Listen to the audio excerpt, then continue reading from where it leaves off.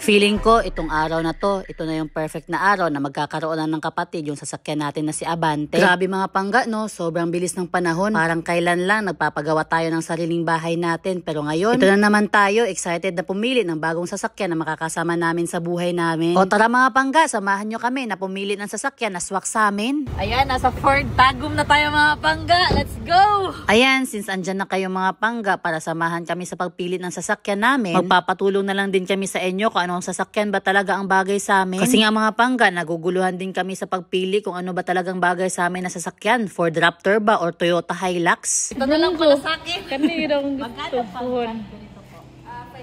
5 million?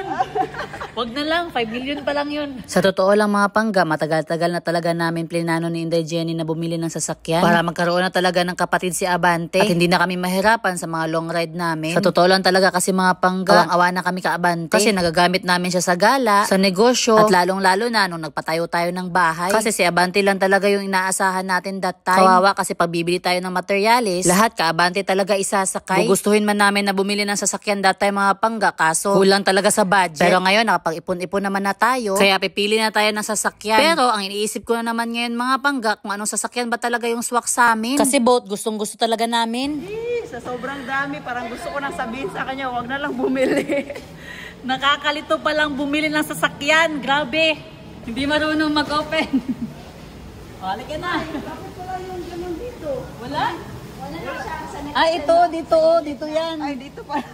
After na nga namin tumingin dito sa Ford mga pangga, dito na naman tayo sa Toyota. So, nandito din kami ngayon sa Toyota mga pangga para mag-inquire. Let's go! Pasok tayo! Last time mga pangga, pumunta kami dito.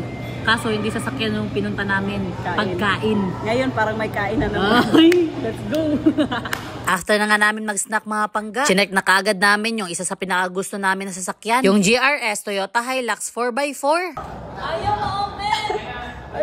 Ayaw niya! Ah! Wow! Wow! Parang ang sarap dyan ah. Parang, ano? Ano? Pagkiling ko, ito na talaga, Mark. Tingnan mo. Carbon ata to. Carbon Ay, hindi. Ay, hindi ko sure. Pero ang ganda may no. Mas angas to, May. Mas angas siya. Diba? Mas angas, uy. Parang wala ka nang kailangan i-upgrade dito, May. Ano? No? Ang ganda. Daw. Tingin daw. Wow. Ganda. Ano to eh? Yung parang cooler. Oh.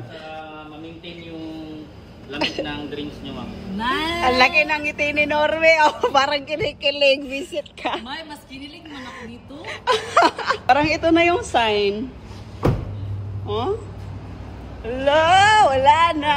Parang di na bibitawan ni Norme. Pero ano ba mas maganda? Black or white? Di ko din alam Ito eh. po, GRS na? Wala, yan yun, di ba? Oh. So after na nga natin i-check yung mga sasakyan mga pangga, chinek na din natin yung mga presyo at kung ano yung mga inclusion sa mga babayaran natin dito. After na nga natin nalaman lahat mga pangga, lumabas na muna tayo para makapag-isip-isip talaga. Mga pangga, so ayun, tapos na tayong mag-check ng mga sasakyan na gusto natin. So sa GR Sports, ito yung babayaran natin 2.5 something. So, plano ko talaga sana na bumili kaso nga sobrang mahal pala. Tapos mali pala yung spelling nila Normie, kaya wag na lang. Sibukan yun.